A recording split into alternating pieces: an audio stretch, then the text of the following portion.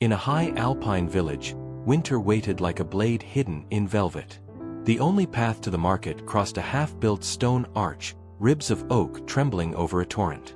Two men stood beneath that rising curve, Rowan, a master whose hands could hear stone, and Thomas, a strong mason hungry for honor. Pride travels faster than snow, and distraction is its faithful hound. Both can bring a village to its knees. If a single stone goes where it wants, not where it belongs, wagons fall, grain is lost, and families starve before spring. Tonight's tale asks a quieter courage, how to trust your place when the drum of the world calls you elsewhere. It shows why discipline steadies hands when noise fills the valley, and how a gentle lesson can save more than reputation. Miss it, and you gamble with lives. Learn it, and you keep them safe. In 1561, Greyvale's gorge breathed cold, the stream gnawed at ice. Rowan set his palm to the rough-cut stones, reading their weight like a psalm. Beside him, Thomas rolled his shoulders, eyeing crown of the arch, a gap waiting for a keystone and a name. Your place, Rowan said, is the centering. He nodded at oak ribs and the twist of ropes holding the half-arch in shape.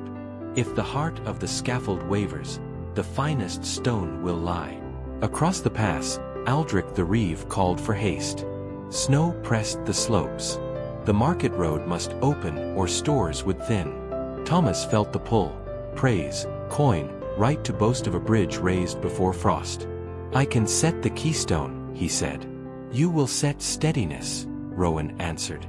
He lifted a plum, the cord quivering in thin wind. Stones do not argue.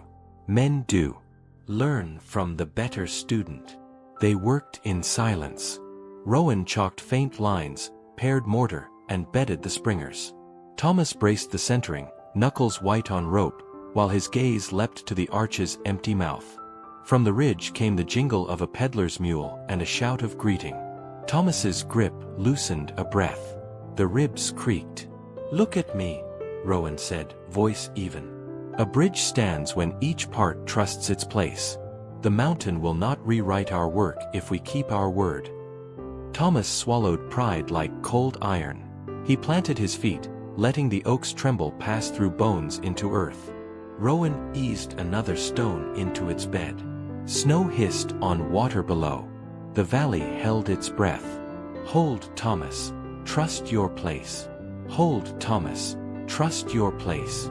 The words settled him like a hand to the shoulder. Thomas tightened the rope and fixed his eyes on the quivering plum. Across the ravine the peddler kept calling, jingling wares to the echo. Aldrich shouted for speed.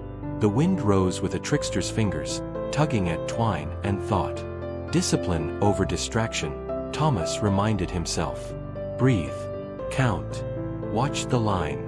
Rowan spread mortar thin as a prayer and set the next stone to its marks.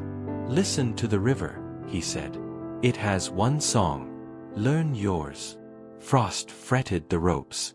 The stinging air tasted of iron. Rowan's mallet spoke in careful taps that seemed to measure the valley's pulse. A gust slapped the scaffold. The ribs shivered.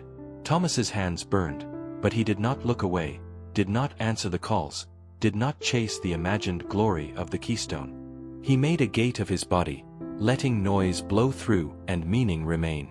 The plum steadied, the frame stopped its complaint. Rowan's calm never broke. Stone by stone, the curve drew true, chalk lines blooming into shape. He checked skew and rise, wiped the blade, breathed, and placed again. Patience gathered like snow along the ledge, silent, weighty, inevitable. At last he lifted the keystone and held it where the cold light gathered. Now, he said, because you stood where the work needed you. They set it together. The arch breathed, then settled,